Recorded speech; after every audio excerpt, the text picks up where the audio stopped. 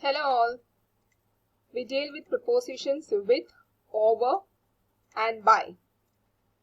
With is used to indicate being together or being involved.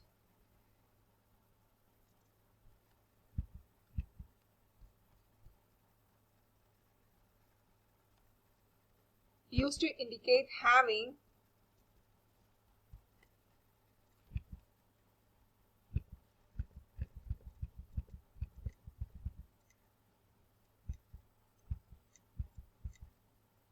Used to indicate using,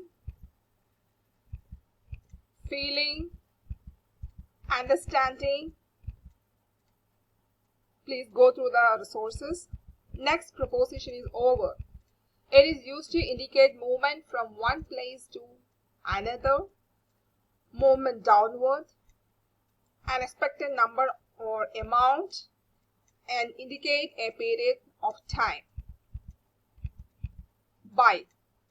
It is used to indicate proximity, the person that does something in a passive voice sentence, an action with a particular purpose, indicate a mean or method. Please exercise the quiz.